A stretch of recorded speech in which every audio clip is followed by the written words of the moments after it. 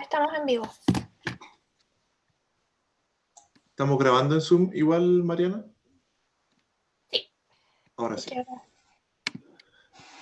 Bueno, vamos a dejar entrar a nuestro invitado. Simón, tenemos los seguros, ¿verdad? Sí, está todo listo. Sí, todo ok. Ok, vamos entonces.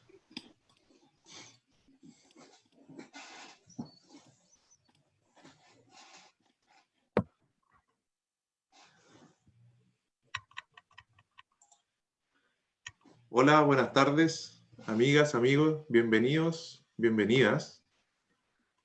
Vamos a dar unos minutos para que todos ingresen en la dimensión etnohistórica de hoy.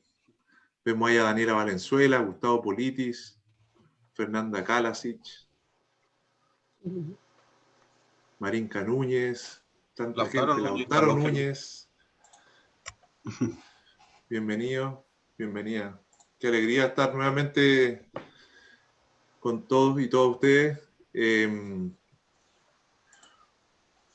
Voy a hacer una referencia al clima. Hoy día en el sur, en Valdivia, nevó, y eso es que nos aproximamos a la primavera, como una señal divina de que lo vamos a pasar súper bien hoy, de los dioses del clima. Y estamos muy, muy contentos con mis colegas de la Universidad Austral de Chile, de la Dirección Museológica y de la Escuela de Arqueología, con quienes organizamos esta actividad, porque estén aquí con nosotros, compartiendo con Victoria Castro y Carlos Chape, quienes van a dialogar hoy sobre los inicios y los pioneros y pioneras de la etnohistoria en nuestro querido mundo andino. Y bueno, esa es la invitación, y estamos muy felices de que estén aquí hoy.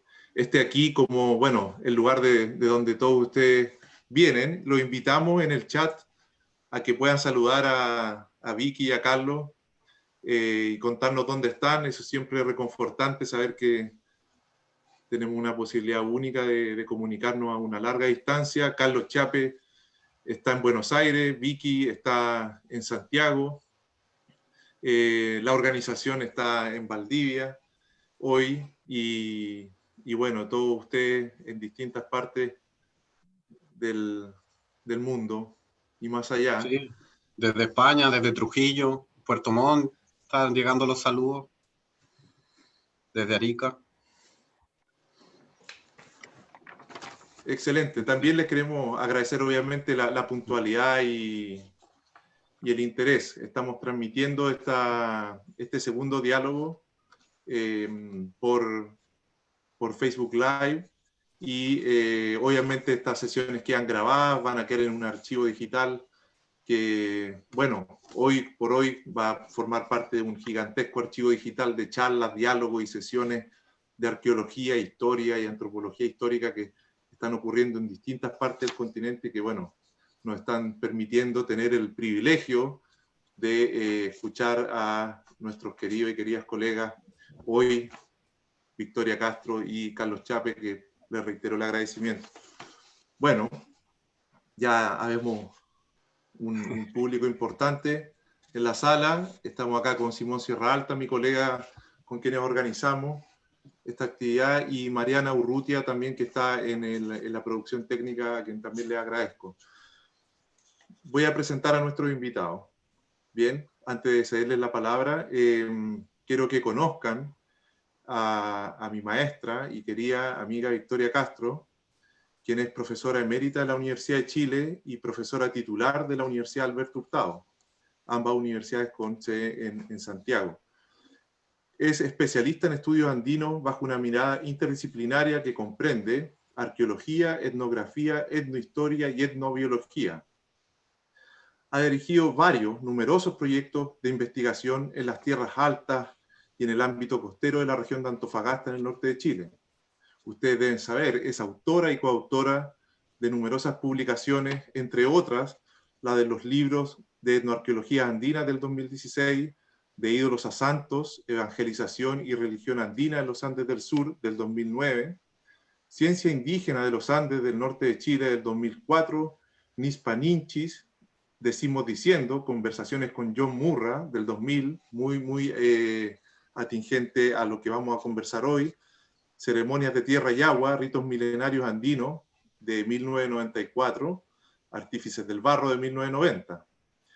Ha sido premiada muy merecidamente y galardonada con el premio Amanda Labarca de la Universidad de Chile el 2015 y con el premio a la excelencia en arqueología de Latinoamérica y el Caribe el 2018. Y es un verdadero honor y privilegio tenerla hoy día acá en esta sesión de Arqueología desde el Sur. Quiero presentar también y quiero que conozcan a nuestro colega y también agradeciéndole mucho estar acá con nosotros, Carlos María Chiape, doctor en antropología por la Universidad de Buenos Aires, Argentina. Actualmente es académico en la Universidad Católica del Norte, director del Instituto de Investigaciones Arqueológicas y Museo Reverendo Padre Gustavo Lepech, en San Pedro de Atacama, en el norte de Chile. Sus investigaciones están centradas en la etnohistoria andina y prácticas de producción y circulación de conocimiento científico.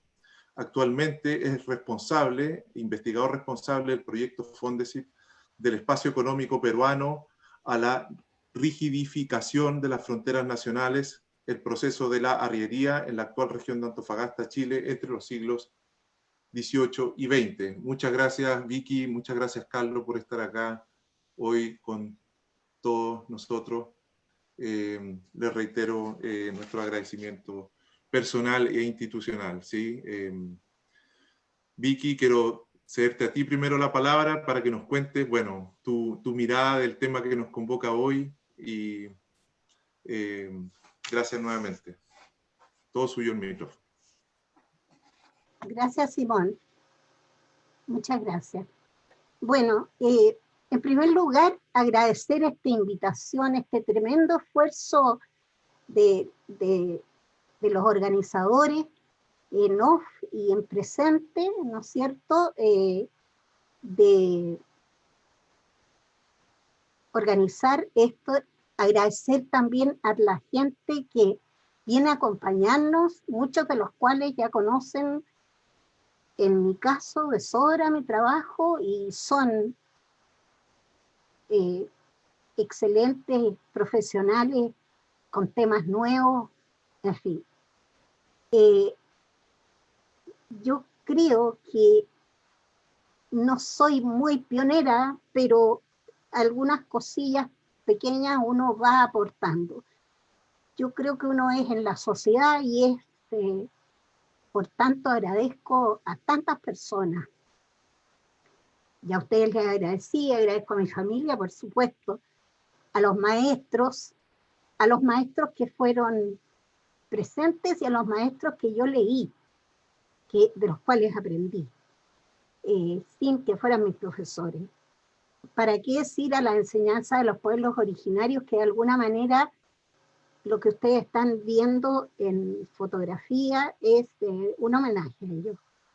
Y a las generaciones de colegas y alumnos que fueron mis alumnos, son mis colegas, y por favor siéntanse todos nombrados porque son nombrades, como se dice ahora, y con ellas y ellos he caminado, he compartido liderazgo de investigación, he compartido publicaciones, enseñanzas también, y hoy me siento tremendamente acompañada de gente talentosa, nueva, responsable, con sus tareas que lideran sus propias investigaciones, y agradezco también sus invitaciones en los últimos años.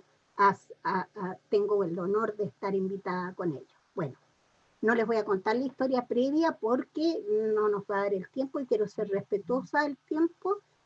Quiero decir que he desarrollado mi trabajo en los ámbitos que clásicamente se reconocemos como arqueología, etnografía y etnohistoria. A partir de esta integración, que sí, creo que fue pionera en su tiempo en arqueología,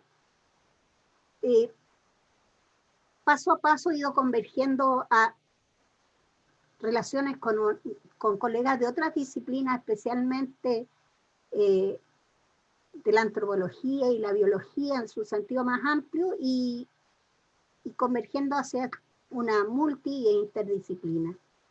Como arqueóloga, he trabajado en equipo en las tierras altas del Loa, y luego de 30 años bajé a la costa y de Antofagasta ya en este siglo XXI. Y desde alrededor del 2015, entonces, he sido invitada por diferentes colegas a los cuales estoy muy agradecida y agradecida. Debo decir que muy temprano entendí en los pueblos donde íbamos a estudiar los restos arqueológicos que como equipo de trabajo, porque no estaba sola, hoy día estoy hablando por mí, pero hay un equipo de trabajo sólido atrás.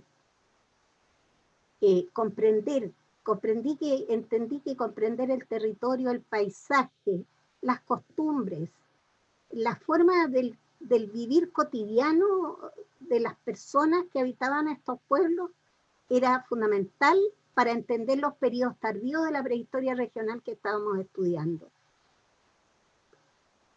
De alguna manera, en las conversaciones cotidianas que teníamos, porque nos alojaban, nos hospedaban en sus casas, había una historia, una memoria que nos enseñó muchísimo para tratar de orientar nuestras investigaciones, sobre todo en arquitectura, por ejemplo, en arquitectura de las tierras altas de Toconce, luego de Turi, etc. Entonces, fue una manera muy natural de relacionarse a través de esta cotidianeidad.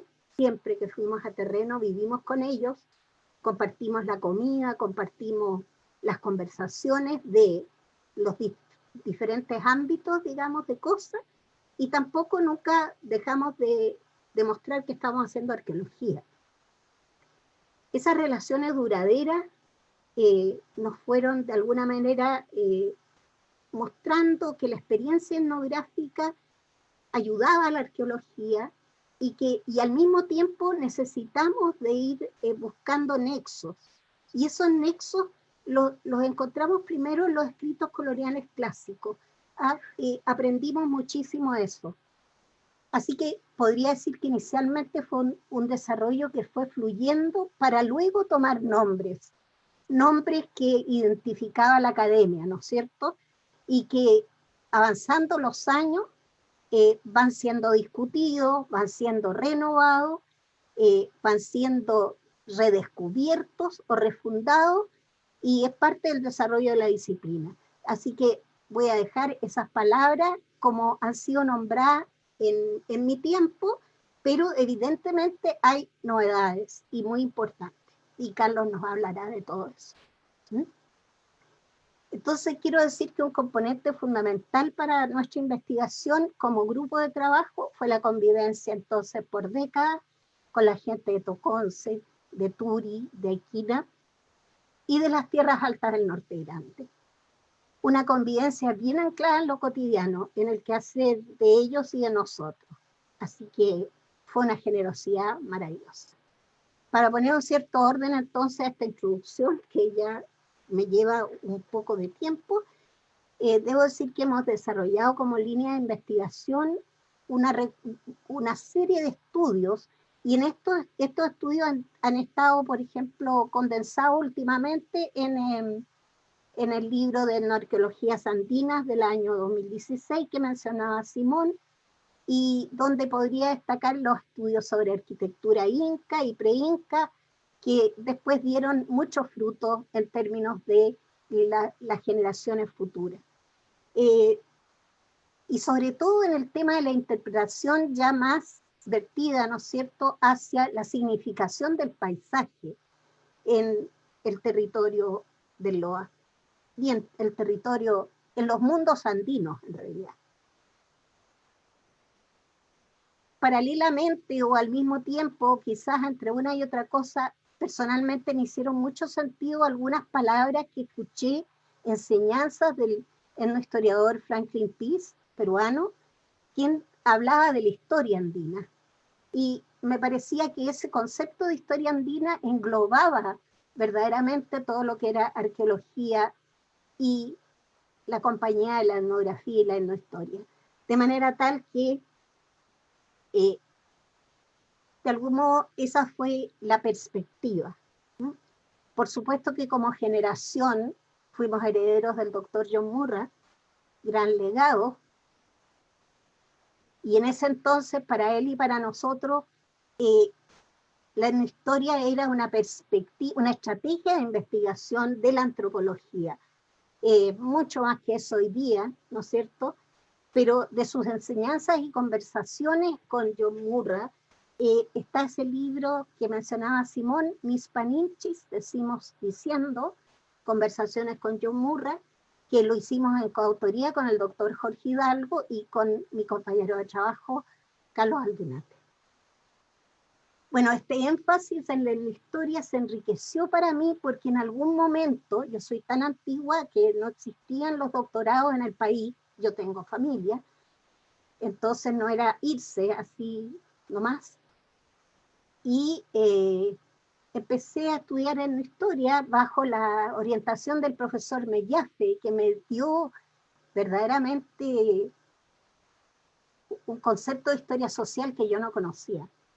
Y me guió, me dio el espacio para hacer, a mi gusto, una tesis sobre el problema, ¿no es cierto?, dentro del imperialismo ibérico, ¿no es cierto?, cómo se produjo este proyecto político, económico, bueno, y religioso de la evangelización andina, y de alguna manera sí ahí hay un aporte en la construcción de un capítulo regional para Charcas sobre extirpación de idolatrías que se suponía que no existía. Y bueno, trabajando muchos años en ese, también hay un libro ahí cuya portada acaban de ver con el picaflor. ¿Y por qué el picaflor? Porque el picaflor sencillamente se constituyó como una deidad regional a través de esta probanza de Otal, muy claramente y con muchos nexos, y de alguna manera entonces seguíamos uniendo puentes, ¿no?, entre todo esto del paisaje, de las perspectivas, etc. Bueno, la historia nos llevó por distintos caminos a comprender y no comprender todas estas prohibiciones que entraron en los mundos de estos pueblos. En Aiquina hubo extirpación de idolatría, Caspana hubo extirpación de idolatría, y bueno, en el mundo de continuidad, en las transformaciones también, en la religiosidad andina, ¿no es cierto?, que integra elementos de la cristiandad y sus costumbres. Es todo un tema ese, pero bueno, también yo decía, hay una línea de etnohistoria, de etnobiología, que surge con esto, surge en la línea del paisaje también.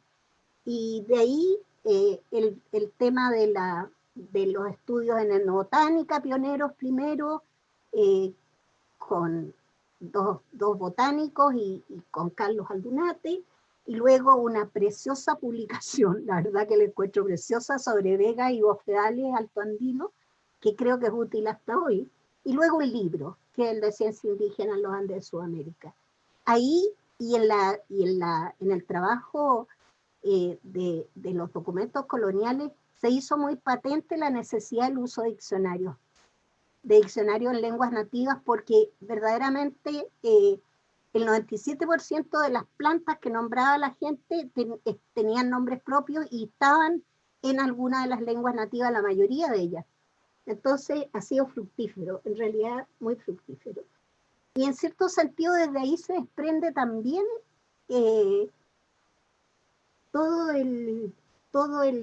la idea, ¿no es cierto?, de escribir sobre la biodiversidad, con lo cual me he relacionado con colegas de otras disciplinas, principalmente de la ecología, pero que también se vincula con la filosofía y la ética ambiental.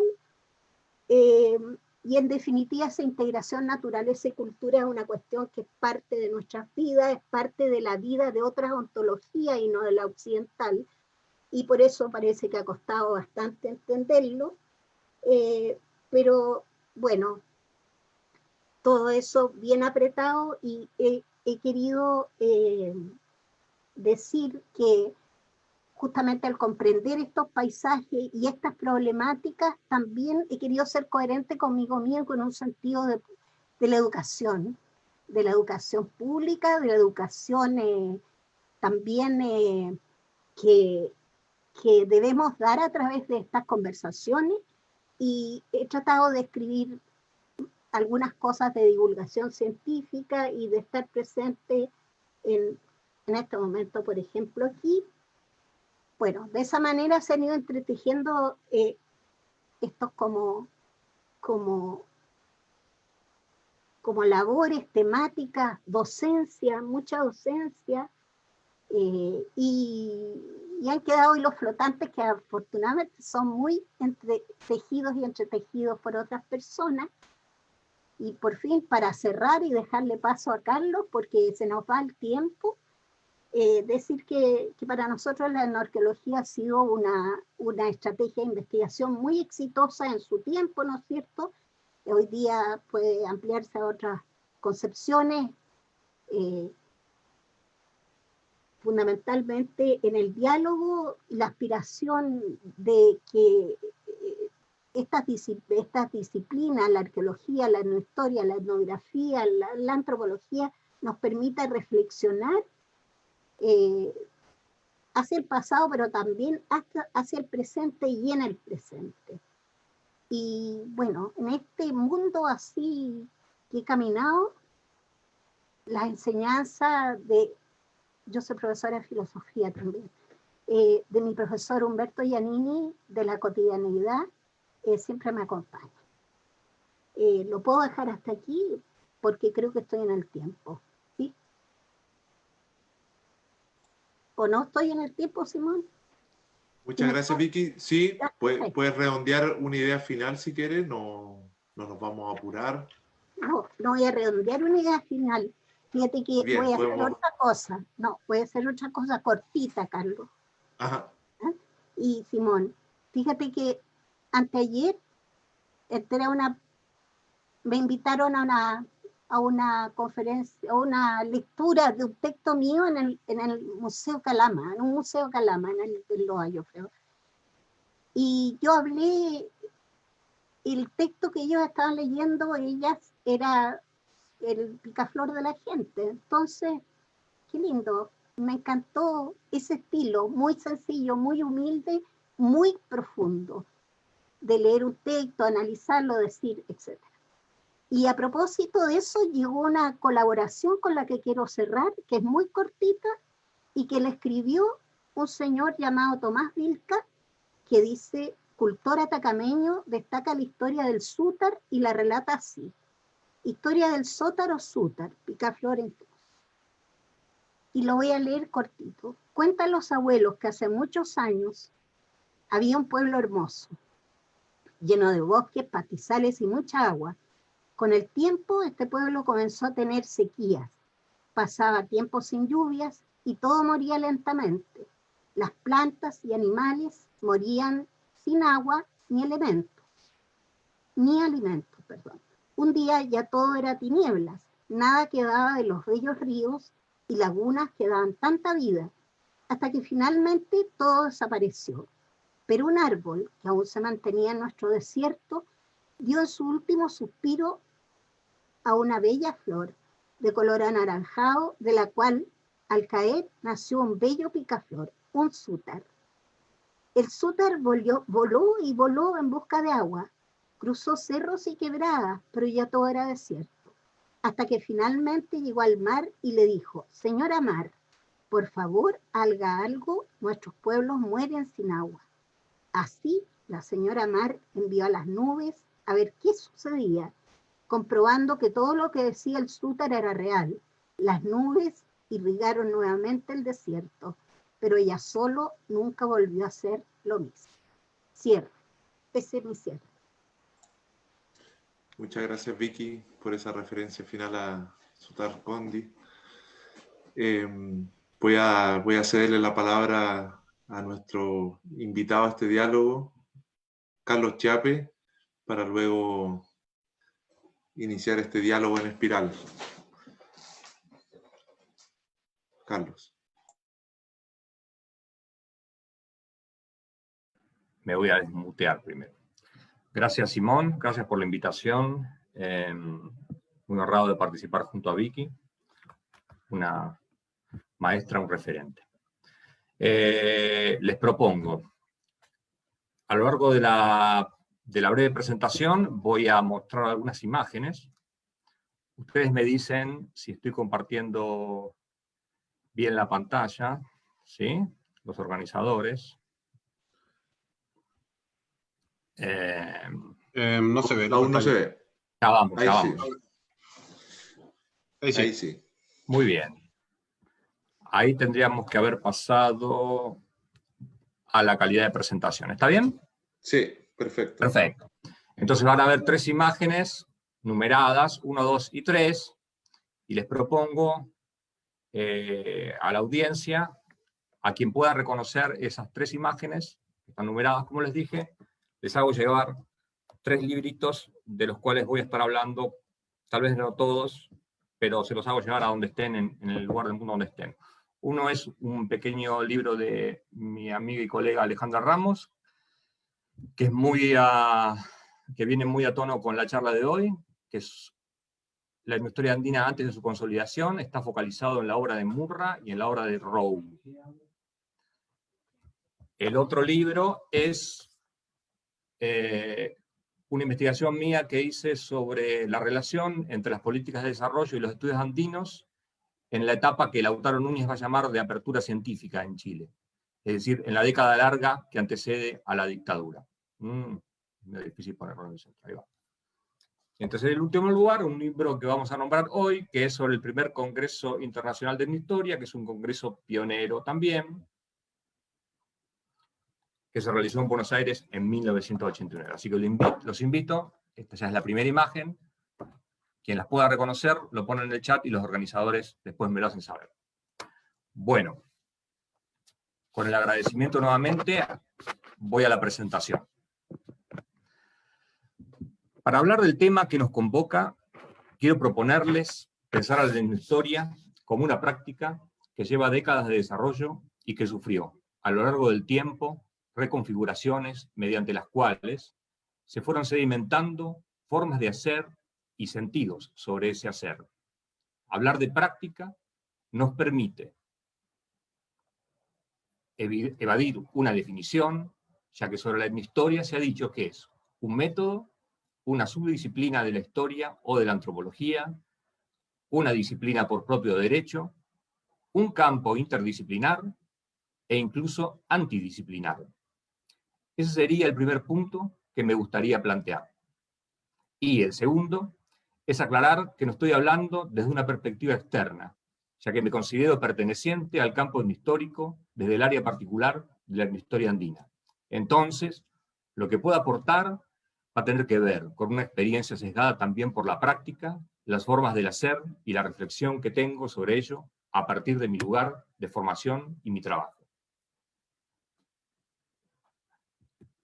El término etnohistoria apareció en 1909, cuando el antropólogo estadounidense Clark Bixler denominó datos etnohistóricos a la información etnográfica sobre grupos indígenas contenida en la documentación escrita por no nativos. Por aquella época, la antropología y la historia maridaban en distintas formas. Los evolucionistas consentían la relación a partir de la sucesión de etapas que los grupos humanos atravesaban necesariamente, desde el salvajismo a la civilización. Los difusionistas, a través de la propagación de rasgos de los centros de irradiación cultural a las periferias desnudas. Cuando uno revisa las publicaciones de inicios del siglo XX, el término etnohistoria aparece a menudo para definir investigaciones que buscaban analizar las características de las sociedades indígenas tal como se desprendían de las fuentes documentales, es decir, algo acríticamente. Este va a ser el enfoque de muchas de las personas sindicadas como pioneros de la etnohistoria, incluso largo tiempo después de que tal práctica se haya, como veremos, reconfigurado profundamente. Desde 1920 hasta la segunda posguerra, cuando señorean el funcionalismo y el estructural funcionalismo, sucede un periodo de deshistorización de la antropología en el que la relación con la historia se enfría porque ésta no satisfacía los estándares científicos requeridos de una disciplina que buscaba legitimarse como ciencia. Ahora bien, luego de la Segunda Guerra Mundial, suceden procesos de descolonización que incorporan demandas que impactan en el mundo académico. Estas demandas rearticulan la relación entre antropología e historia y, de allí, surgen diferentes estilos de etnohistoria en relación con las academias, el tipo de fuente de información utilizada y los principales agentes involucrados. Así, en España tenemos una etnohistoria pensada como una antropología con profundidad temporal y vinculada a la memoria oral. En Estados Unidos, en cambio, los antropólogos se vieron interesados en el trabajo de archivo al participar en el proceso de reclamo de tierras que se habilitó desde la década de 1940. En África, la aparición de nuevos estados aumentó el interés por el estudio del pasado del continente. Y en México y Perú, que comparten un pasado de grandes civilizaciones precolombinas, se empezó a hablar de etnohistoria para designar trabajos que articulaban los aportes de la historia y la antropología. Los diferentes contextos de surgimiento habilitaron discusiones sobre su tipificación y estatus, objeto o sujeto de estudio, método y fuentes de información, posicionamiento ético-político del investigador, adquiriendo la categoría una polisemia que mantiene hasta el presente. Hay quienes creen que esta pluralidad de significados posibles puede ser la razón por la cual la etnohistoria no decantó definitivamente como disciplina. Otros, inversamente, que es la justificación de su persistencia actual. Volveré sobre esto al final de la exposición.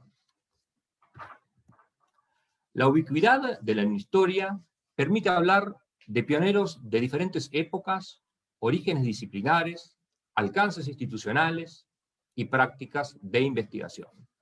Por ejemplo, los que tienen en pantalla, para el campo chileno y hasta la década de 1970, Jorge Hidalgo considera que deben incluirse investigadores tan diversos como Horacio Zapater, José Medina, Horacio Larraín, José María Casasas, Oscar Bermúdez, Alfredo Wortmann, Bente Wittmann, Osvaldo Silva, Sergio Villalobos y Juan van Kessel.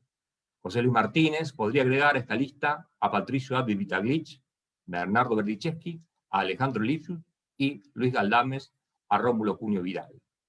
Pueden ver esta discusión, en particular en un artículo que publiqué oportunamente, en donde se trata en qué manera puede pensarse que son etnohistoriadores o están dentro del campo histórico o están figurando como antecedentes de ese campo que va a ir en formación.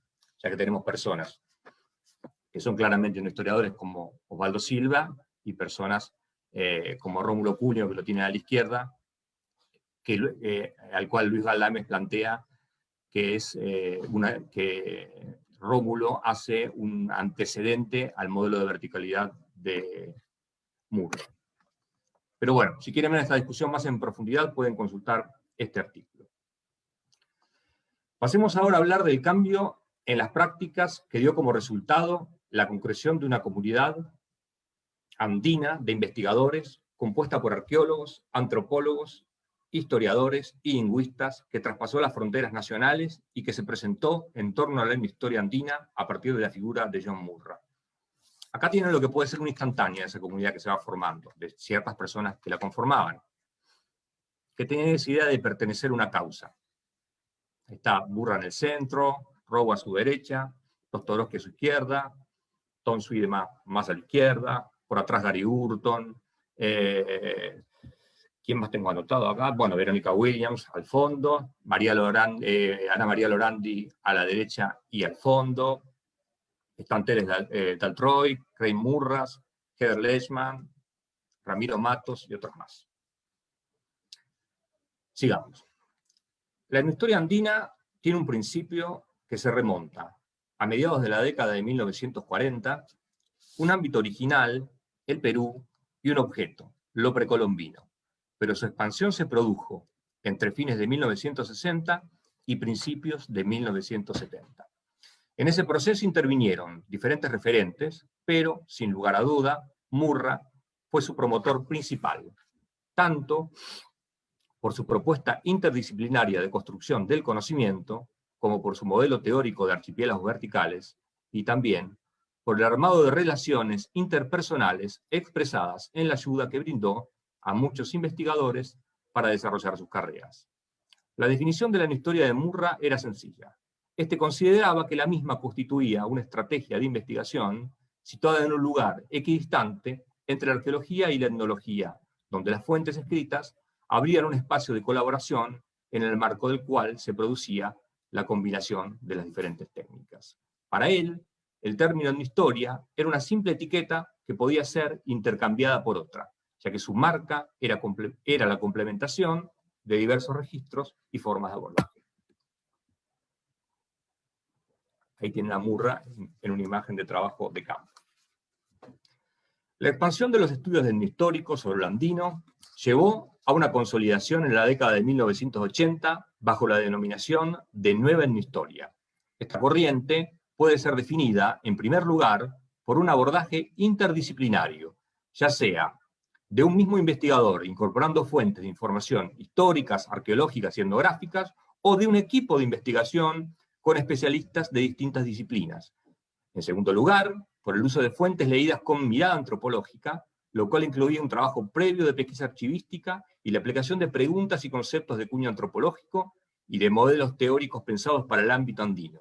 En tercer lugar, por una impronta regional en las investigaciones. Por ejemplo, en el caso argentino vamos a tener el Tucumán colonial, en el caso chileno podemos tener el Norte Grande.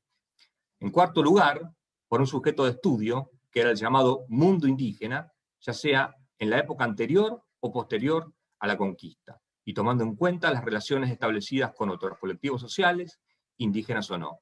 Y, en quinto lugar, por un intento de superar las visiones dicotómicas del tipo andino versus español, y de focalizar, en cambio, en los entramados del sistema que se produjeron durante la colonia. Quien quiera ver un poco más sobre el tema de la nueva etnohistoria, puede consultar este artículo, que es de publicación reciente en Estudios Atacameños. En el campo chileno podemos situar en esta línea de trabajo a investigaciones pioneras como el proyecto Cobija de Bente Bittmann, llevado adelante desde 1979 en la Universidad del Norte, el proyecto Fondesit de 1984 de José Luis Martínez, titulado Las poblaciones indígenas de la región atacameña durante los siglos XVI y XVII, realizado en el marco del Grupo Toconce de Victoria Castro, Carlos Aldunate y José Berenguer, e Historia de los pueblos andinos de Arica, Tarapacá y Atacama, Fondesit a cargo de Jorge Hidalgo, que se implementó en 1987 desde la Universidad de Tarapacá. Bueno, quiero utilizar el tiempo ahora para recordar a Ana María Lorandi, pionera de la etnohistoria andina y maestra del grupo de investigación en el que fui formado, la sección de etnohistoria de la Universidad de Buenos Aires. Esta foto creo que es tal vez la última que se le tomó a ella. La tomé personalmente en la casa, en el marco de una serie de entrevistas que le hicimos, homenajeándola cuando estaba por cumplir 80 años, y a partir de ahí salieron algunas publicaciones que se las muestro al final. Ana María se recibió de profesora de historia en 1960 y se doctoró en 1967 con una tesis sobre arte rupestre, ingresando a la carrera de investigador del CONICET. Se vinculó en forma temprana a la arqueología, integrando el grupo de trabajo de Alberto Red González y dirigiendo luego sus propias investigaciones en Santiago del Estero. Luego del golpe de Estado de 1966, pasó de la Universidad del Litoral a la Universidad de La Plata. Conforme la arqueología se volcaba a su faceta más dura, y luego de haber conocido a John Murra en Perú, y de haber realizado una estancia en Francia en la década de 1970, en donde se vinculó al equipo de Nathan Bachtel y realizó un posgrado en la Escuela de Altos Estudios en Ciencias Sociales, empezó a interesarse por la etnohistoria. Con el restablecimiento de la democracia en 1983, Lorandi fue convocada para dirigir el Instituto de Ciencias Antropológicas de la Universidad de Buenos Aires. Durante su gestión se creó dentro del instituto la sección Etnohistoria, cuyos proyectos de investigación se proponían evaluar la viabilidad del enfoque etnohistórico para el área andina meridional y el Tucumán colonial. Estos tenían carácter interdisciplinario y estaban codirigidos por Lorandi, el historiador Enrique Tandeter y la arqueóloga Miriam Tarragó. La coexistencia de diferentes programas de trabajo y líneas de investigación posibilitó el crecimiento constante de la sección mediante la incorporación de nuevos becarios. Lorandi impulsó el relanzamiento de la revista Runa y, más adelante, concretó la idea de editar una revista dedicada a la etnohistoria que continúa publicándose hoy en día, Memoria Americana. Las ven en pantalla. También tomó a su cargo la recién creada Cátedra Sistemas Socioculturales de América II, en donde los egresados de Antropología Social nos introdujimos por primera vez en los temas de la etnohistoria. Ana María coordinó, en 1989, el primer Congreso Internacional de Etnohistoria, que sesionó en el marco de una inusitada, incluso para Argentina, crisis político-económica. Este evento homenajeó a John Murray y a Gunnar Mendoza y contó con la participación de profesionales de diversos países en un número cercano a 500 participantes, lo que desbordó las capacidades organizativas del joven equipo de trabajo comandado por Lorandi, Ana María Presta y Mercedes del Río. Su valor como espacio de actualización y difusión de la etnohistoria y las diversas disciplinas vinculadas ha quedado demostrado en su continuidad hasta el presente. Bueno, entonces en la sección etnohistoria se van produciendo diferentes generaciones, se van sedimentando con líneas que pueden ser rastreadas. Por ejemplo, acá marqué Lorandi abajo, en rojo, arriba en verde a Carlos Anoli, y saliendo desde él 3 de los tantos tesistas que tuvo. Abajo a la izquierda, Julia Costilla, que trabaja temas de religiosidad. Arriba de Julia, Alejandra Ramos, y estoy yo también. Alejandro y yo trabajamos esta temática de prácticas de producción y circulación del conocimiento científico. Vuelvo para atrás. La organización de eventos científicos, los proyectos de investigación, la producción académica, la incorporación de becarias y tesistas, el desarrollo académico de sus integrantes y el trabajo docente consolidaron a la institución, insertándola en la trama de la etnohistoria americana. Se afianzaron y ampliaron las líneas de investigación. Al área andina meridional se agregaron Pampa, Patagonia, Chaco Oriental y Paraguay. A los pueblos originarios se le sumó la sociedad hispano-criolla, tomando en cuenta tanto actores individuales como instituciones. Las investigaciones fueron incorporando temporalidades más recientes y se impulsó la búsqueda de nuevas fuentes. Todo lo anterior llevó a una diversificación de los temas y problemas a abordar, iniciándose un proceso de reflexión sobre la propia práctica en el que se inscriben algunas investigaciones doctorales, como la mía propia. Lorandi se desvinculó de la dirección de la sección Etnohistoria en 2014, pero siguió formando parte de su equipo hasta su fallecimiento en 2017, a través de la dirección de proyectos de investigación y el acompañamiento a sus investigadores. Acá un par de los homenajes que le hicimos. A la derecha un artículo publicado en la revista Runa y a la izquierda un libro colectivo. Para terminar, quiero contarles la última conversación que mantuvimos. Allí nos relató el trabajo monumental que, a sus 80 años, estaba cometiendo. Una investigación sobre la campaña de la Sierra al Perú del general Arenales en el marco de la lucha por la independencia argentina. Esta le permitía recorrer los diferentes pisos ecológicos del área andina a través de un tópico clásico de la historiografía nacional. Fue allí cuando confesó que ya no sabía si estaba haciendo antropología, etnohistoria o simplemente historia. Al final de todo, tales distinciones le parecían irrelevantes. Creo que esto puede ser un buen final para mi intervención. La etnohistoria, en definitiva, sigue estando vigente por la discusión en la que se inscribe la misma indefinición de ser un punto de contacto entre disciplinas sin fronteras. Recordemos entonces, con afecto, a las pioneras y pioneros de este campo trans que nos alentaron a salir del closet disciplinar para aceptar una identidad fluida desde las vocaciones inter, multi o antidisciplinares de los que asumimos nuestra práctica en esta forma. Hasta ahí mi intervención. Gracias. Muchas gracias, Carlos. Te pedimos si puedes dejar de compartir tu pantalla para que podamos invitar a Vicky también a sumarse a este diálogo, por favor. Un segundo. Sí, Vicky, ¿puedes prender tu cámara?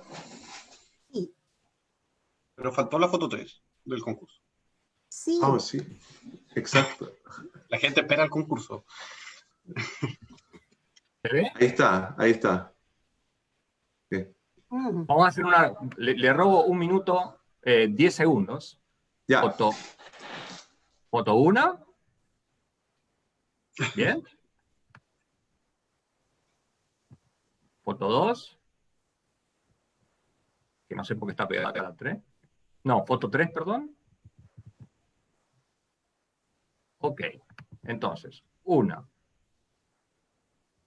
2 y 3. Dedicada a 2 colegas que no quisieron usar ninguna de estas fotos para hacer un afiche. estamos registrando todas las respuestas en el chat de Zoom y en Facebook.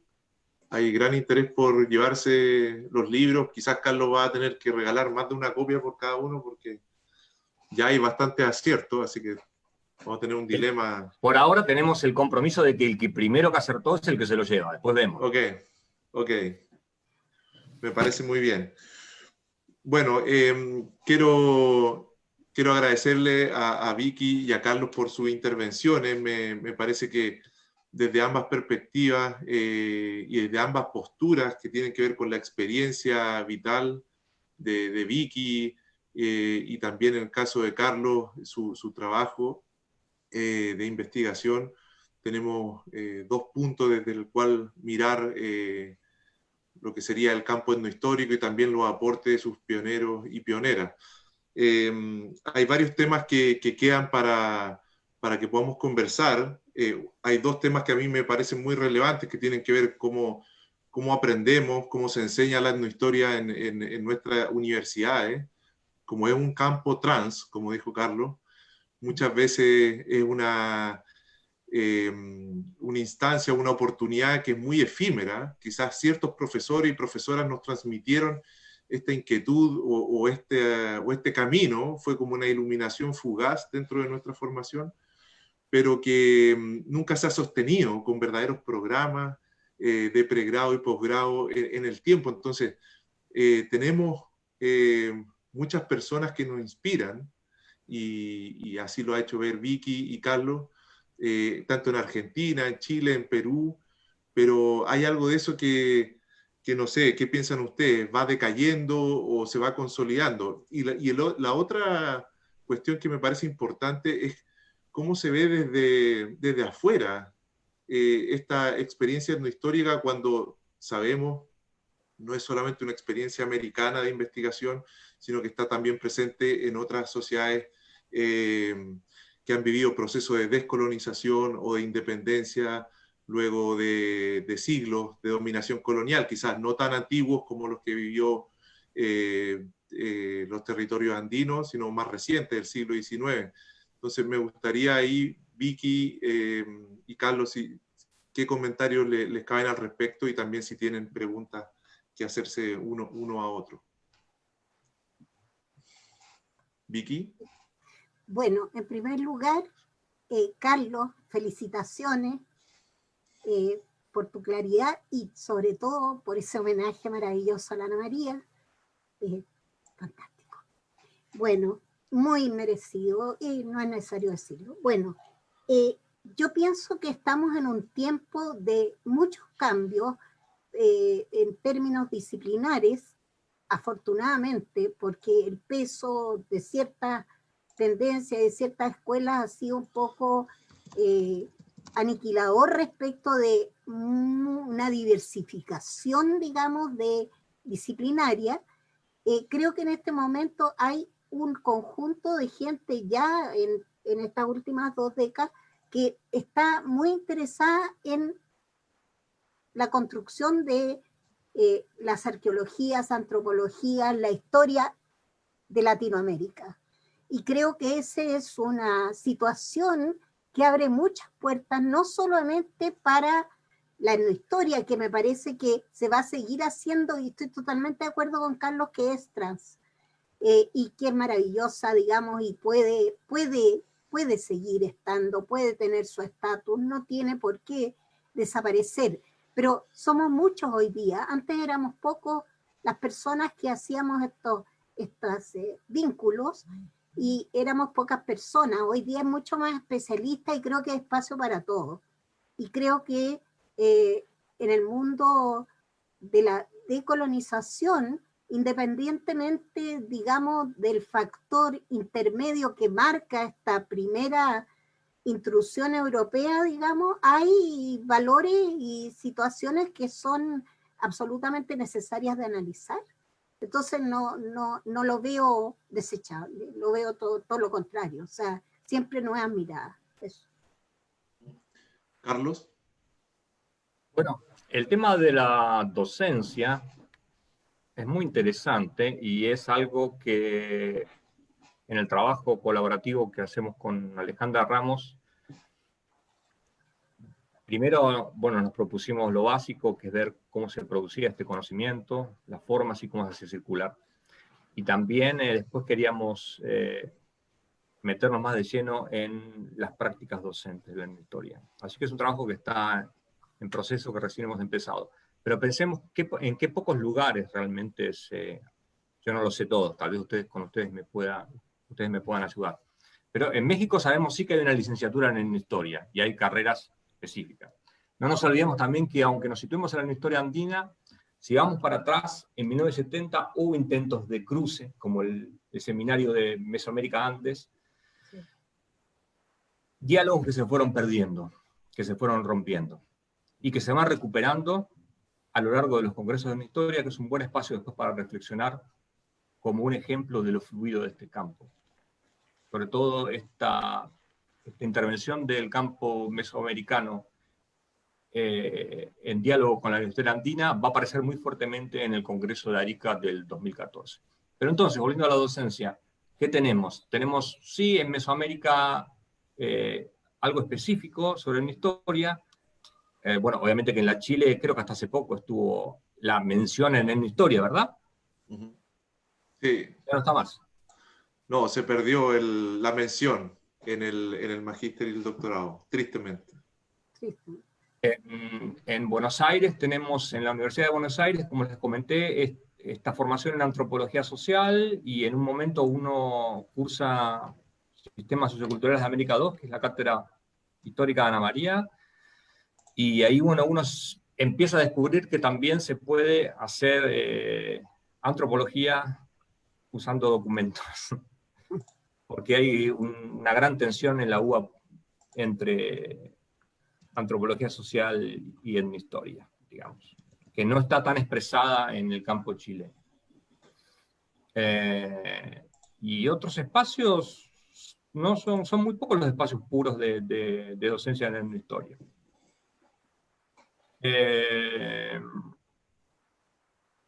Eso con respecto a la docencia. El otro tema, ¿cuál era?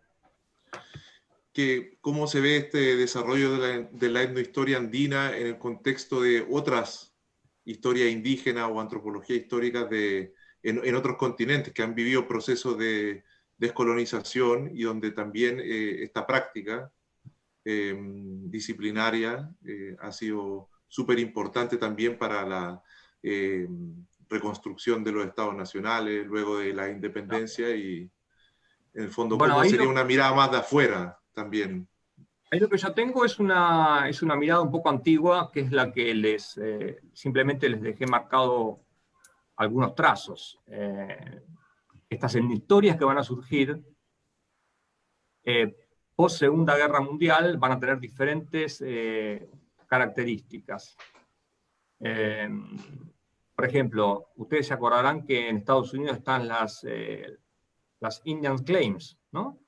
Un acta que fue aprobada en 1946, los grupos indígenas podían reclamar mediante juicio al gobierno una indemnización, para tierras que habían sido expropiadas, y ahí los antropólogos estadounidenses entran a trabajar con documentación histórica, haciendo una antropología aplicada a este efecto en particular. Entonces, el desarrollo que inicia ahí va a ir conformando, luego de conferencias que se dan entre los años 50 y 60, lo que se conoce como la Sociedad Americana de Etnohistoria. Así que eso es un recorrido. Cuando pensamos en la etnohistoria de Estados Unidos, tenemos ese recorrido. Después en África, como les comenté, tenemos el tema de la formación de las repúblicas.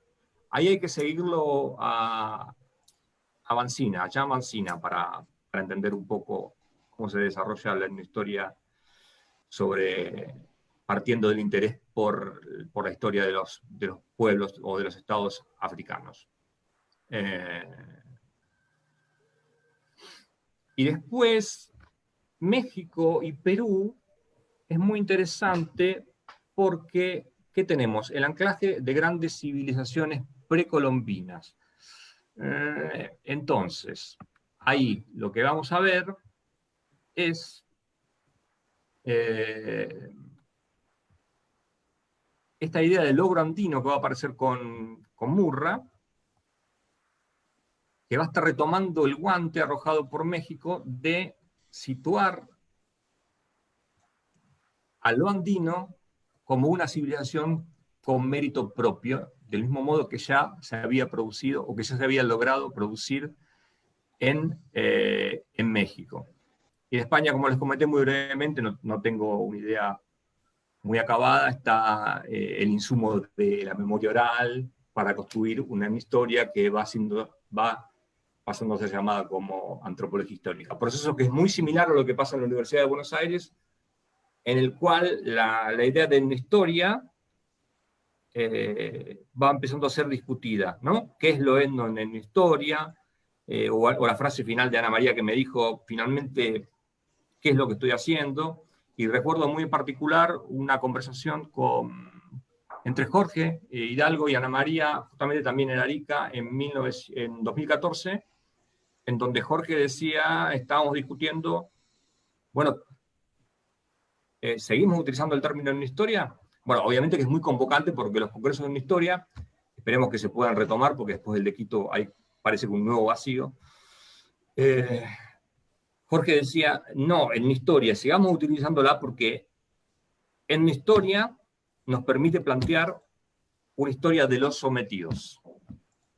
Esa es la visión que quería seguir recuperando Jorge a través de la categoría en historia. En cambio, Ana María, con todo el desarrollo dentro de la Universidad de Buenos Aires, estaba pensando ya en utilizar la categoría antropología histórica. Sin embargo, el término sigue siendo de gran utilidad como aglutinador de diferentes tipos de investigaciones. Entonces, cuando uno participa de un proceso de historia, ve un poco este tema de la fluidez del campo en las múltiples participaciones de arqueólogos, antropólogos, lingüistas, antropólogos sociales. A mí me parece que el término en historia se va a seguir utilizando, más allá de que se pueda plantear que no decantó como un campo. A mí me interesa justamente que no haya, no como un campo, como una disciplina particular, justamente esa visión de que no ha decantado como una disciplina particular me parece que es lo que le da la riqueza, porque los bordes son difusos y porque le quita la rigidez y porque se puede seguir incorporando cada vez más nuevas visiones. Sí, excelente. Quiero hacer una aclaración y le agradezco a Jorge Hidalgo, el maestro también que está con nosotros. Nos dice que la mención de etnohistoria sigue vigente en el doctorado de Historia de la Universidad de Chile como una de las 3 líneas de investigación del programa, así que corrijo mis palabras y nos alegramos muchísimo por eso. Y también menciona Jorge Hidalgo que es un buen momento para recordar a algunos pioneros, como el libro de Fernando Silva Vargas, Tierra y Pueblos de Indios en el Reino de Chile, esquema histórico-jurídico, que también podría agregarse a esa lista, a esa imagen que mostraste tú también, Carlos, con todas las personas que han aportado. Vicky, hay una pregunta que nos llegó en referencia a las deidades prehispánicas y a propósito del picaflor. que las representaciones de aves en las portadas de algunos templos o en la iconografía arqueológica, ¿qué comentario te merecen en una lectura no tan arqueológica, sino que más etnohistórica, estas representaciones de aves a partir del conocimiento que tú has podido relevar en tus investigaciones de esta representación del picaflor, que en el fondo constituye una deidad regional muy significativa para los pueblos atacameños? Sí, mira, en realidad justamente es tan conspicua en la etnografía, en primer lugar, la presencia de las aves, la presencia documentada de las aves, que en algún momento con Carlos y Jürgen Rothman, que es especialista en aves, hicimos un estudio. Primero yo hice, por conversaciones, ¿no es cierto?, una etnozoología, pero no tenía el respaldo científico, digamos, de un especialista que identificara cada especie, porque sí tenía los notables significados que se le daban a distintas aves que poblaban el paisaje, ¿no? Independientemente del tan especial picaflor, que por lo demás tiene significaciones desde los escritos nativos, aunque estén reinterpretados, mesoamericanos, ¿no es cierto?, hasta la deidad de Huitzilopochtli, que es el colibrí o el picaflor del sur, ¿verdad? El picaflor zurdo también. ¿Ah? Bueno, pero ese es otro tema. Entonces, sobre el picaflor, en la historia, en la Provenza de Francisco Dotal, aparece esta deidad llamada Kenti, que al mismo tiempo se describe como vestida, ¿no es cierto?, especialmente con tejido cumbe, con tejido fino, ¿no es cierto?, y con una especie de cintillo, una tiara de plumas de parina, de plumas coloridas, en fin, la descripción es muy clara. Y esta deidad, esta deidad adquiere a través de la Provenza una connotación bastante panregional para la zona de Charca, y al mismo tiempo tú vas comprobando que hacia atrás en la arqueología está también el colibrí en Nazca muy fuertemente representado, y está también todo lo que son los barrios del Cusco, las descripciones de Guamapoma y de Cobo, y de manera tal que empieza a tomar fuerza esto. Y el juego con los diccionarios en las lenguas indígenas termina por dar este nombre de Sotar y de Condi, el picaflor de la gente, ¿no es cierto? Eso es respecto al picaflor. Pero respecto de las aves y la representación, por ejemplo, en las iglesias andinas, los dominicos son fuertemente proclives a presentar aves, presentar también otros animales como los monos, ¿ah?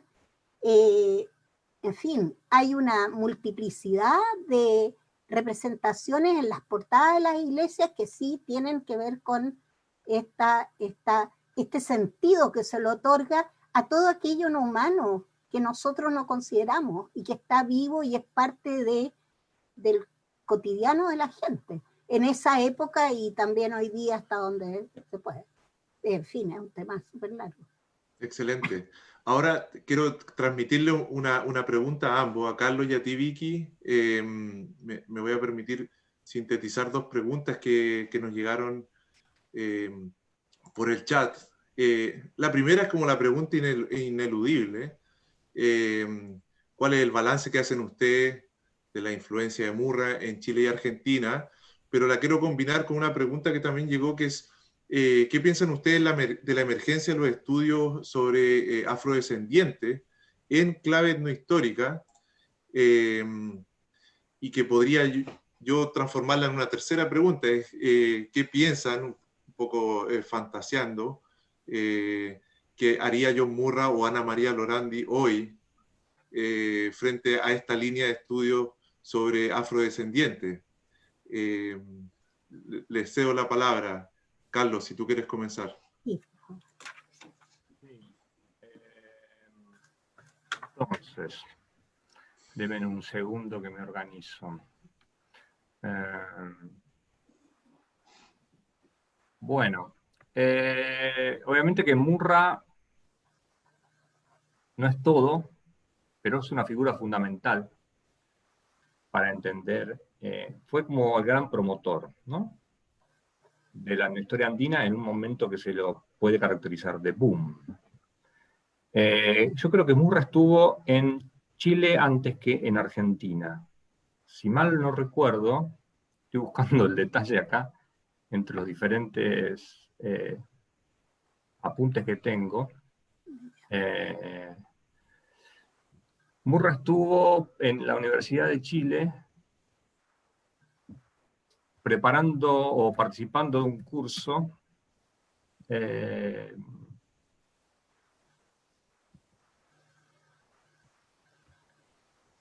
bueno, no importa, no vale la pena que pierda buscando el apunte. Pero en definitiva, Murra tiene una aparición temprana en Chile y tiene una aparición temprana en Argentina. Por ejemplo, con Ana María se cruza en el Congreso de Arte Rupestre en Huánuco en 1967. Entonces, lo que puedo decir de la influencia de Murra queda bien retratado en un diálogo que tuve con José Luis Martínez, que es, bueno, mira, ¿por qué fue importante Murra? Murra trae esta idea del modelo de un máximo de aprovechamiento de pisos verticales. Y si ustedes se fijan en Chile, la mayoría de los trabajos que se van produciendo en décadas 70, 80, van a estar discutiendo con este modelo. Por ejemplo, si tomamos el primer Fondesit de José Luis para Atacama, justamente va a estar discutiendo cómo este modelo no es aplicable. Entonces va a empezar a pensar en interetnicidad y movimientos más allá de las actuales fronteras internacionales. Sin embargo, Jorge, para otra región, más al norte, va a estar viendo cómo se puede aplicar este modelo. Pero en el caso de Costa, Bente Wittmann ya va a estar pensando en el modelo de María Rostorowski, que tenía mucho más que ver con esa región geográfica. Había que traer también a colación el trabajo pionero, fantástico para mí, de Tristan Platt, creo que es de 1972, de las transformaciones en las cabeceras del Valle de Azapa, publicado en Chungara, donde se da el diálogo tan rico entre la etnografía que él hace en el Valle de Azapa, en las zonas altas, y el modelo de verticalidad de Murra. Entonces, no quiero irme para hablar mucho de estos trabajos porque me podría extender mucho, porque la verdad que son temas que me interesan. Pero en definitiva, el modelo teórico de Murra va a servir de espejo para las discusiones que se van a producir entre los 70 y los 80 y después. Lo segundo que es muy importante es la forma de construcción de conocimiento. Obviamente que Murra no inventó la interdisciplina, pero otra cosa es promoverla como algo absolutamente necesario. Ahí les dije que para él, bueno, en 1970 decían, bueno, no le quieren llamar en historia, bueno, Piz decía historia indígena, que lo dijo Vicky, no le quieren llamar en historia, póngale cualquier tema, lo que importa es esta complementación.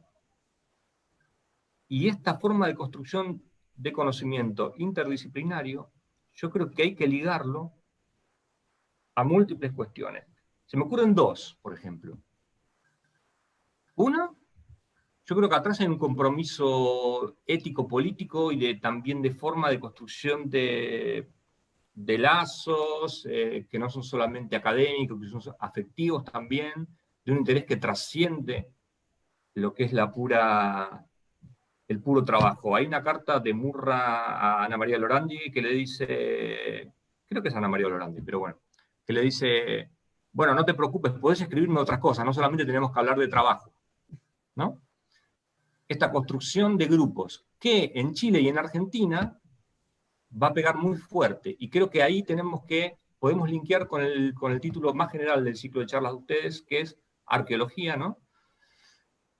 ¿Hasta qué punto esta construcción de trabajo interdisciplinario, grupal, colaborativo, no está también favorecido por prácticas que le anteceden y que tienen que ver con el trabajo de la arqueología? En Argentina, claramente, Ana María Bernardi, que venía del campo arqueológico, trabajando con Alberto Res González y con otros, pudo llevar a cabo esto amalgamar, trabajar con diferentes grupos, con diferentes gentes y armar un grupo, porque tenía esa práctica dada ya del trabajo general solitario. Eso serían dos cosas. Bueno, y es muy interesante porque esto va a tener gran influencia para el desarrollo en una etapa que yo considero de consolidación de la historia andina en Chile, de que cómo una práctica se está consolidando durante la década del 80 en el medio de un apagón cultural. Al mismo tiempo que hay provisiones hacia la sociología, hacia la antropología, y que estas prácticas disciplinares fugan de la academia, la etnohistoria va a poder surgir y consolidarse, o mejor consolidarse, porque la arqueología, con la cual establece un diálogo muy fuerte, hace un efecto de paraguas. Y entonces vos tenés a la etnohistoria hablando de periodos que tal vez al régimen no les parecían sospechosos, siglo XVIII, y a la arqueología tampoco, pero vos los tenés a Jorge hablando de rebeliones. Y no solamente hablando de rebeliones a través de papers, sino con las comunidades, con gente. Entonces, hay tópicos que están pasando por debajo de la censura y que se están dando por el medio del campo del contexto dictatorial. Esto me parece que es un tema súper interesante para trabajar. Y bueno, me perdí un poco, pero... Sí, podemos darle el pase a Vicky para que también hagamos ping-pong. Vicky. Sí, mira, o sea, muy complementario todo lo que ha informado Carlos, porque verdaderamente es un proceso de esa naturaleza. Pero la verdad es que, por lo menos en la arqueología, yo creo que John viene temprano a una reunión, él tiene, como dice Carlos, él establece nexos y hace grupo y muy sólido. Entonces establece, hay un interés de los historiadores con sentido social más o menos fuerte, como Álvaro Jara, como Mellafe, que invitan a Murra también, y creo que así llega a la Universidad de Chile de alguna manera. Y parte por aquí, tiene discípulos tempranos como el doctor Hidalgo, ¿no es cierto?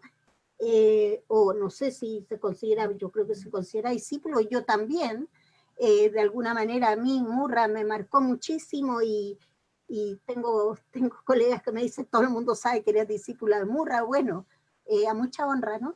Y él tenía como su tango, él decía, es mi tango, o sea,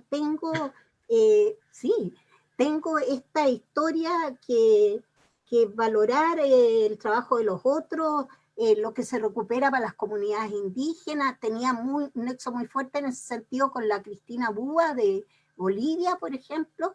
Formó a gente o contribuyó a la formación, o eran parte de su grupo Tristan Pla, Terés Buis, grandes historiadores, y sus amigos también, Verónica Cerecea, ¿no es cierto?, un monumento de todo, y qué sé yo. Entonces, los que éramos en esa época más chicos, digamos, también veíamos el respeto que inspiraba y el interés en personas que en la arqueología eran más bien teóricas, como una persona que fue maestro de todo sin ser profesor, que era Virgilio Chapacase, ¿eh?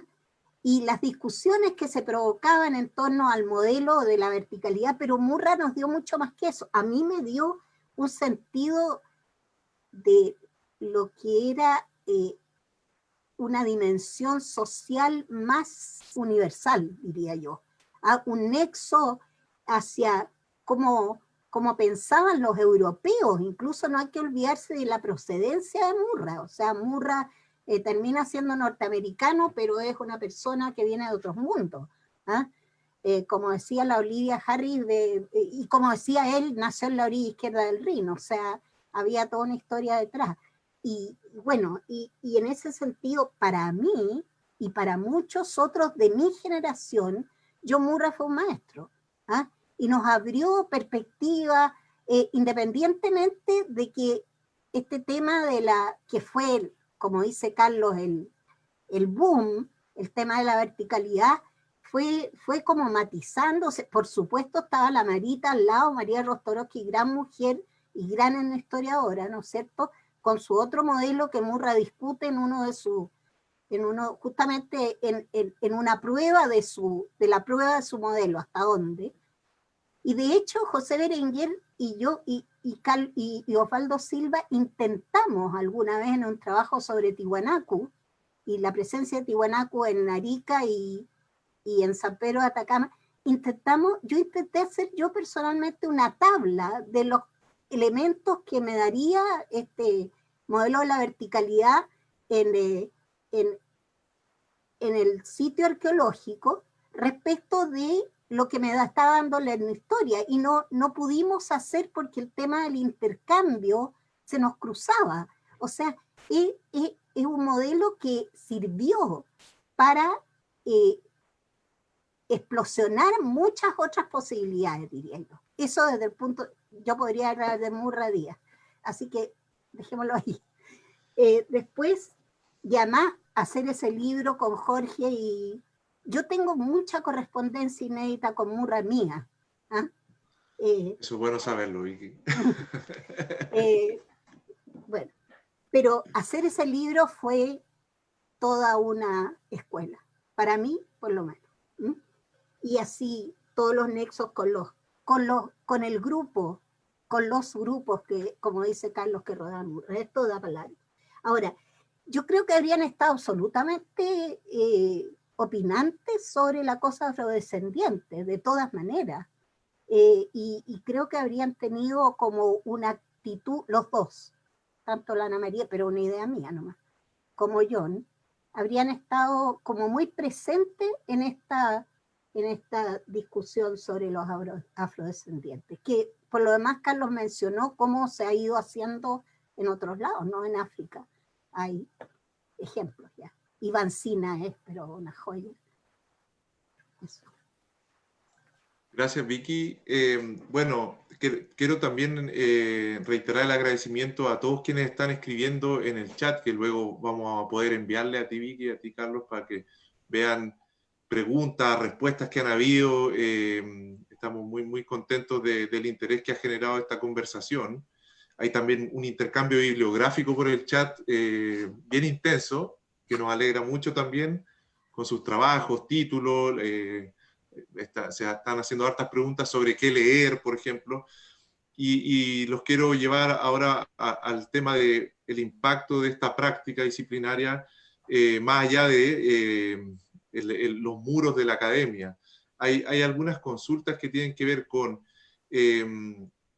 cuál podría ser la utilidad social de la etnohistoria para la educación inicial y preuniversitaria, en el fondo, en consideración a que muchos pueblos indígenas del país, no solamente del norte del país, sino también en el sur, y hay una consulta ahí también, cómo piensan ustedes que la etnohistoria andina puede ser proyectada hacia el sur austral o el cono sur de América, pero en el fondo mi pregunta es, ¿cómo ven ustedes el papel que tiene esta práctica disciplinaria flexible, trans, que se va combinando dependiendo los equipos, en contexto educativo, no necesariamente universitarios y no necesariamente académicos, que quizás puede quedar esa impresión?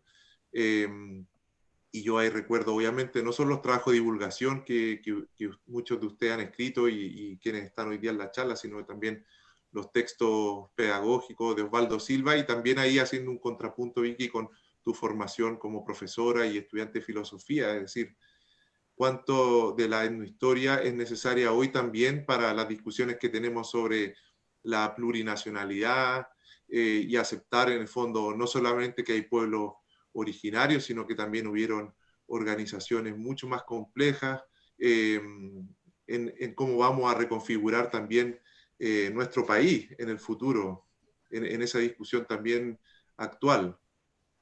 Vicky, te cedo la palabra a ti primero. Hemos hablado bastante del norte. Bueno, yo creo que la educación es el motor fundamental de un pueblo, de una sociedad, de un país. O sea, no me cabe la menor duda que sin la educación no somos absolutamente nada y somos con los otros. O sea, es totalmente nuestra cosa relacional, ¿no? Pero, y creo que en ese sentido nosotros hemos perdido mucho, porque había una educación pública muy sólida en este país en algún momento y después eso se ha ido perdiendo. Pero además de haberse ido perdiendo, creo que en el caso de la educación no universitaria, bueno, también la universitaria, el tema de la globalización entra fuerte y el tema de las tecnologías, que son estupendas, porque estamos aquí, si no, no estaríamos. Pero creo que en los programas de nuestro país se ha suprimido los cursos de historia, no sé si han sido repuestos, pero se han suprimido, o sea, se han suprimido los cursos de historia, de filosofía, de psicología. Entonces me parece que ya la formación que recibieron varias décadas, ya desde la época de la dictadura para adelante, no ha sido como completa, nunca puede ser completa, pero de alguna manera ha fallado en eso, y me parece que la historia sigue siendo un nexo, una forma, sobre todo para las complejidades preeuropeas y las que se construyen después, digamos, a partir del mestizaje, porque tenemos pueblos originarios, ¿no es cierto?, que son de su territorio, como sucede en el norte, sucede en el sur, sucede todavía en el extremo austral de Chile, aunque hubo tal genocidio, ¿no es cierto?, pero también hay configuraciones mestizas que claman, ¿no es cierto?, ser pueblos originarios por un modo de vida. O sea, hay una complejidad muchísimo más grande. Y en ese sentido, yo creo que lo que llamamos la etnohistoria en términos amplios es fundamental, en la educación previa. Pero hay que hacer una nueva educación, o sea, hay que hacer nuevos programas. Creo que es una cosa totalmente lateral hoy día, ¿eh? Por lo menos en nuestro país. ¿Eh? Eso de todas maneras. Y fundamentalmente yo diría eso, porque si no uno se toma todo el tiempo. Carlos. Bueno, a mí me gusta pensar que por múltiples cuestiones que a veces uno se le escapan, que son esas cuestiones del devenir, que producen cambios que están más allá en el que en algún sentido uno colabora, pero que están más allá de alguna fuerza individual, afortunadamente, que tiene que ver con fuerzas sociales. Desde hace décadas estamos asistiendo a un cambio que va a llevar a una reconfiguración mayor en las prácticas. Acá tenemos, por ejemplo, les puedo leer 4 renglones, a ver si reconocen. Pero el etnógrafo no solo tiene que tender las redes en el lugar adecuado y esperar a ver lo que cae. Debe ser un cazador activo, conducir la pieza a la trampa y perseguirla a sus más inaccesibles guaridas. Malinowski en la introducción de los argonautas. Entonces, me gusta pensar, como le dije antes, que estamos yendo hacia algo que se viene anunciando y practicando, que es una etnografía colaborativa, en donde no estamos pensando esa relación que uno dice que es bidireccional, pero que incluye tantos elementos de poder entre el investigador y el investigado. El investigador que debe ser, como decía Malinowski, una mosca en la pared, sin reflexionar sobre la presencia de uno mismo en el campo y cómo la transforma, que vamos a ir encaminándonos hacia eso. Entonces, que uno, de pasar de pensar qué tema me interesa a mí y cuáles van a ser mis informantes, finalmente, en algunos años más, vamos a trabajar a partir de los intereses en común de la sociedad. Entonces, eso mismo va a llevar a tener un impacto mucho mayor que el que actualmente tiene, a través de cosas que llamamos nosotros como la vinculación, la extensión, la difusión. De la misma coteorización, por el hecho mismo de que nosotros trabajamos con sujetos que tienen ya en sí mismo tienen una preconstrucción simbólica de sí mismo, como decía, no sé si era Keynes, Gadamer. Pero digamos, nosotros no estudiamos manzanas y las describimos. Tenemos una herencia positivista por el cual es como un pecado capital en la que interviene nuestra observación participante y supuestamente vamos, objetivos, analizar, describir, en realidad vamos a comprender formas diferentes, alteridades. Y estas formas diferentes ya a su mismo tienen una reflexión sobre el problema que nosotros estamos planteando de investigación.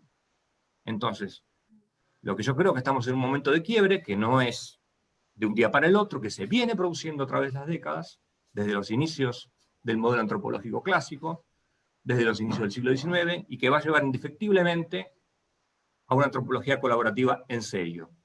Y desde ahí va a surgir un impacto mucho más fuerte que actualmente tiene, que a veces está pensado en términos de difusión o de vinculación.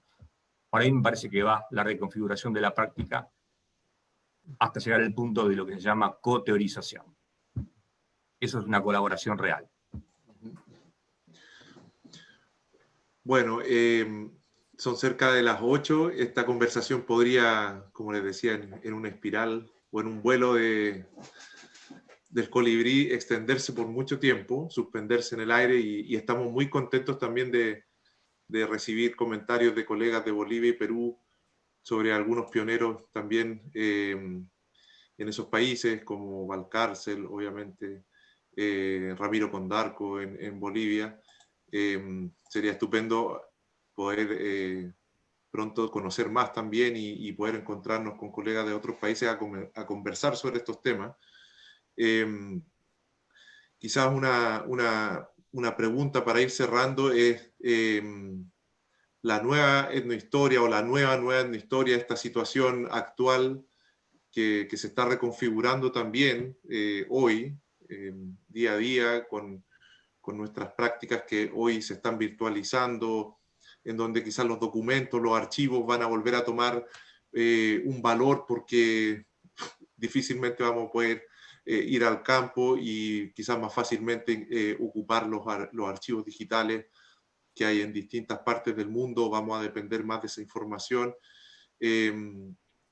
¿Cómo describirían o enunciarían este desafío de la etnohistoria hoy con sus exponentes actuales, pero también con sus proyecciones institucionales, el interés de los estudiantes, de los colegas, como decía Carlos, el decaimiento quizás de los congresos de etnohistoria, pero también este recuerdo que permanentemente hacemos de una práctica colaborativa que nos fascina, nos atrae mucho porque nos saca de estos casilleros disciplinarios tan reducidos y rígidos que a veces es la propia arqueología, la antropología y la historia, sino que este espacio quizás a campo abierto donde podemos cruzar y comparar distintos tipos de información. Entonces, preguntarles por esta, diría yo, nueva etnohistoria a ambos. Vicky. Mira, yo creo que Carlos tiene una respuesta mucho más académica sobre el tema porque ha estado trabajando en la nueva etnohistoria, pero para mí el espacio donde se puede configurar todo esto que hemos estado escuchando, ¿no? Y las preguntas, en la construcción de una antropología latinoamericana que nos abarque, que nos haga coexistir, que además plantee las arqueologías públicas, las arqueologías comunitarias, en fin, todo ese nexo de relaciones, digamos, creo que es el espacio donde se puede dar. Y creo que la gente joven está, o sea, un segmento, por supuesto que hay tanta gente en nuestras disciplinas ahora que no sé si en la historia, pero en la arqueología, que hay espacio para todos, y por supuesto tanto las formaciones técnicas que son necesarias, metodológicas, pero creo que hay gente que está francamente trabajando en esa línea y ya lleva por lo menos unos 5 o 10 años y se están configurando, bueno, y hay colegas que van en esto más adelante y que por supuesto incluyen la etnohistoria, aunque no la expresen tal vez en su piso, como el caso de Ñeco, Ayala, que estaba muy claro por esa línea, y con una diversidad de temas, pero yo creo que ahí está la posibilidad que decía Carlos, colaborativa, ¿no es cierto? ¿No? Este gran, amplio paraguas que es las antropologías latinoamericanas, que además, voy a decir algo súper personal, ¿eh? Yo creo que tenemos siempre como seres humanos ser respetuosos y leer todo lo que nos llegue como académicos o como personas, todo lo que podamos informarnos. Pero también tenemos que reconocer a nuestros pensadores. Aquí hay pensadores que vienen desde la época, ¿no es cierto?, pre-europea, que de alguna manera son transmitidos de diferentes maneras. Entonces, tenemos que construir a partir de lo que nosotros pensamos también. Siempre estamos un poco en el tributo hacia los otros. O sea, pero es una visión súper personal. Eso. Carlos. Lo que comentaste de los archivos es muy interesante. Ahí hay mucha tela para cortar pensando en las líneas que se vienen desarrollando sobre etnografía de los documentos, etnografía de archivos, pensar el archivo como campo, el archivo como acontecimiento de terreno, me parece que era un texto de Platt, los documentos como campo. Yo creo que lo que hay que pensar es que más allá de que las prácticas se vayan reconfigurando, lo que nos va a seguir haciendo pertenecer a la línea genealógica que funda la antropología es esa experiencia del viaje, que se va a seguir dando por diferentes formas. Esa experiencia del viaje y de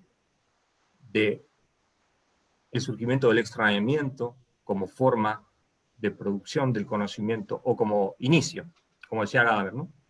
La pregunta que da inicio al conocimiento, la que configura la apertura y la limitación de tu campo, esa experiencia la vamos a seguir manteniendo más allá de que las prácticas se reconfiguren, porque es imposible pensar que las prácticas no se vayan a reconfigurar y es importante que se reconfiguren. Entonces, la nueva etnohistoria tenía ese tema del mundo andino y había un paradigma andinista que se va a romper. Se va a romper a eso en la década del 90, que es un tema que es muy posterior a lo que yo he trabajado. Pero tiene que ver con la revisión del recorrido anterior de la etnohistoria que hemos estado haciendo, ¿no? Años 60, 70, 80. Y esto, en principio, va a llevar a una disminución de la popularidad de la etnohistoria. La crisis, lo que se denomina crisis del paradigma andinista. Y también va a haber una pérdida de la unidad temática, porque lo andino se va a diluir en múltiples referencias. Esto es algo que tomo de Sandoval y Sendón. Sendón es también de mi lugar de formación, Pablo. Entonces, ¿qué pasa? No es que la crisis surge porque lo anterior haya estado mal hecho, década del 80, el paradigma andinista, sino que el mismo avance del campo etnohistórico a lo largo de la década del 80, de la nueva etnohistoria, va a llevar a una reconfiguración del mismo. Crítica a los esencialismos, apuesta a la hibridez, llevado adelante por las corrientes postmodernistas y postcoloniales. Entonces, ¿qué tenemos? En la década del 70, búsqueda de alcances y límites del modelo de control vertical como un eje común para las disciplinas. En los 90, esto va a ser discutido. Y también se va a cuestionar la posibilidad de acceder a las voces indígenas, andinas o de otros. Esto no es nuevo. Esta discusión sobre ¿podemos acceder a lo prístino, al significado prístino de una práctica? No es nuevo. Y también, como tampoco es nuevo, el uso múltiple que van a aparecer de diferentes fuentes de información, sino recordemos que mientras se hacía un uso intensivo de los documentos de archivo, recordemos esa hermosa obra de de Cereceda, de las talegas de Iluga, ni más ni menos, como otro tipo de fuente de información que puede ser utilizada y pensada dentro del campo histórico. Que en su momento ya decían, bueno, yo no estoy haciendo una historia, pero Murray les dijo, no, justamente esto es un aporte, y sale publicado en Francia, junto con otros pioneros del campo. Entonces, lo que tenemos es una explosión, una multiplicación, diferentes líneas de investigación, temáticas, pero eso es bueno. Ahora, la vigencia de la historia siempre va a estar en discusión. Eso es importante, porque es la misma configuración de este campo como un campo difuso, lo que permite, desde mi punto de vista, su permanencia. Así que, más allá de que se siga utilizando o no la categoría de una historia, lo que importa es que lo que heredamos, esa vocación interdisciplinaria, esa vocación de escucha, José Luis dice, espacio de diálogo, que eso no se pierda, porque no solamente es una práctica académica, sino una práctica ética y políticamente situada. Súper. Bien, muchas gracias Vicky, Carlos. Vamos a finalizar este diálogo tan inspirador y donde, bueno, yo creo que hemos disfrutado, hemos tenido una audiencia significativa, muy alta en Facebook y en Zoom. Nuevamente, gracias a todos por venir. Dos cosas antes del cierre. Carlos, tienes que decirnos tus 3 fotos, cuáles eran, para poder decidir quiénes fueron los ganadores. Bien. Si nos puedes contar tu foto 1, 2 y 3. Foto 1. Vista de una canchita en el Pozo 3, San Pedro de Atacama. Ok. Foto 2. Vista desde el Pucará del Quítor hacia Catarpe. ¿Y la 3? Foto 3, creo que es Laguna Miñiques. Perfecto. Hicimos ya hay ganadores autoproclamados en el chat. Santi, no me acuerdo. Creo que vamos a necesitar más libros, pero tenemos en nuestra lista 4 ganadores. Bueno, buscaremos un cuarto libro. Pero que ¿postearon todos juntos los ganadores? No, nosotros vimos los primeros que respondieron. Así que vamos a tener veamos el primero, o la primera. Sí, Claudia Castillo en primer lugar, pero respondió por la figura 1, o sea, la gente fue respondiendo por una a una. Tenemos, hay un segundo ganador por la segunda foto, Claudio Rosa, y en el tercero, Marinka Núñez, que respondió por interno y sería la tríada ganadora de los libros.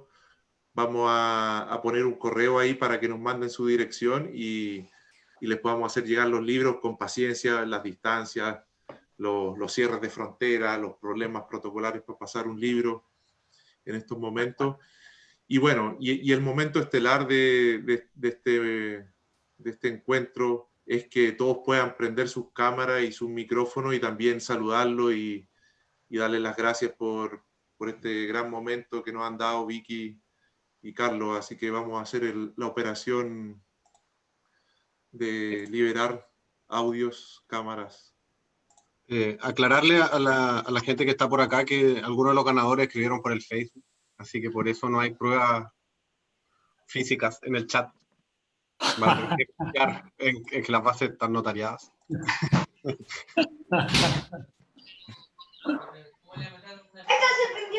Hola, Jorge. Hola, hola. ¿No? Hola Vicky, hola Carlos. Saludos a todos. Yay, por fin se apagó el fistón.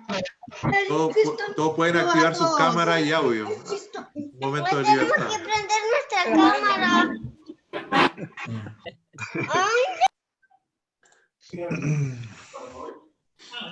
Está Rafa también con la Elisa. Sí.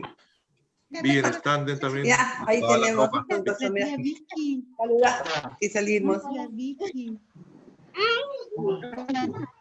Qué linda. Ahí está Gustavo también, Caloyero, Hola. Horacio Chavaza,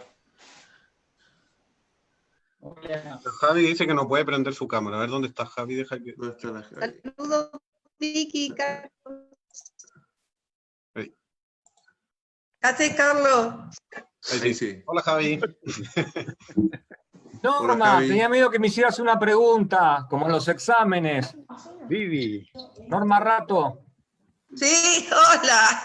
Pensé que me ibas No, a estoy preguntar con el algo. celular. Pensé que me ibas a preguntar Estoy algo con de el celular. Un ergología. abrazo a todos, todo muy bonito, muy lindo, muy lindo. Un abrazo. Muy Norma, lindo. pensé que me ibas a preguntar algo de ergología, me agarró miedo. Como por ejemplo, ¿en qué sentido la arquitectura es algo social? Muy bueno, Norma. Qué fama que tengo, qué fama, ¿eh? Un abrazo a todos, che. Gracias, Norma. Qué gusto verles. Y la huaca femenina, es un lujo con la huaca femenina. Estuvo tan conectado el huaca andina, ¿eh? Bien. Estaban todas las huacas ahí unidas, che. Nadie Todo el tiene, una panteón. pregunta para, nadie tiene una pregunta para Gustavo, que está acá. Por ejemplo, ¿quién mató al Megaterio? Pregunta de congreso, de fiesta de congreso de alguna becaria borracha. Claro. ¿Qué te parece? Fiesta de Cuento, congreso Gustavo. final, siempre se acerca alguien un poquito tomado y me hace esa pregunta. Te cuento, Gustavo. Sí. Archiquín, Avenida de Mayo, Buenos Aires, yo vendiendo repuestos de máquina de cortar fiambre, tomándome un café con leche, miro por la vidriera, Ciencia Hoy, y digo, ¿quién mató al Megaterio? Me compro la revista. Ahí empezó mi historia. Hace 1000 Qué años. Bueno. Creo que es el mejor título de algún trabajo mío, por lo menos el que más ha pegado, el más marketinero. Dos aguas. Ah, Bueno, aprovechamos a saludar también a Lautaro Núñez, que está ahí, acaba de prender su cámara. Vamos a tratar de iniciar el audio para... dejar de silenciar el audio. No lo pillo, Claro. Lautaro. Lautaro y Dacha, saludos. Ahí sí. Oye, un saludo a todos, ¿ah? Hola. hola. Un saludo a todos. Muy estimulante todo, muy estimulante todo. Dan ganas de dar el bachillerato y entrar de nuevo a la universidad. Gracias. Dacha. Bueno, podríamos entrar y volver a cero. Ahí está la huaca. Un abrazo. ¿Cómo Un está mi abrazo. Lauti. ¿Cómo está mi apacheta? ¿Está bien? Marcando camino. No se pierda, no se Cuídate pierda. mucho, ¿eh? La apacheta. Estamos transmitiendo. Está... Y ahora vamos a ir para allá, fíjate, en el corona, bueno, no importa, para el 2021. Bien. Estamos marcando más rating que la convención republicana en este momento. Acuérdense que todo queda grabado, así que... Sí, ojo. Bueno, amigas, amigos, les queremos mandar un abrazo grande y vamos a cambiar el cierre. Esta vez vamos a decirle a todos que viva la etnohistoria y todos sus aliados y aliadas. Así que les agradecemos haberse conectado. Los invitamos a seguir. Los invitamos a seguir, ahí les silencié el audio para que me puedan escuchar, con este ciclo de diálogo, arqueología desde el sur, pero que también es una arqueología desde el norte y desde todas partes. Nos interesa sobre todo encontrarnos, saber que están bien, que podemos seguir conversando de los temas que iniciamos ya hace largo camino y también ser un espacio para los estudiantes y las estudiantes que están iniciando el camino y, bueno, gente que le interesan estos temas, las experiencias y que el picaflor nos proteja en el futuro. Así que cuídense mucho junto a sus familias. Les mandamos un abrazo y, bueno, también agradecerle a Vicky y Carlos por su participación hoy y a mis colegas de la Universidad Austral de Chile que han hecho un esfuerzo gigante por estar aquí este viernes y seguir disfrutando. Bueno, a todas y todos, todo el acompañamiento que hemos tenido maravilloso, de maestros, de maestras, de colegas, de personas que son todas importantes, y sobre todo también a la etnohistoria, diremos hoy, pero diremos que a la etnohistoria, la arqueología, las ciencias sociales y al estar vivos. Un abrazo para todas y todos. Gracias, Vicky. Gracias, Carlos. Gracias a las organizadoras, gracias a las participantes en general. Gracias a Vicky. Gracias, Carlos. Cariño grande a todos y todas. Sí. Bueno, un abrazo. Que estén muy bien. Cuídense mucho. Nos vemos el próximo jueves. ¿Cuándo nos Próximo vemos? viernes. Próximo viernes. Próximo viernes 4, 18:30. Horacio Chavaza, Isabel Cartagena. Eso. Muchas gracias. Una invitación Dale estelar, un así que... beso a Gastón de mi padre.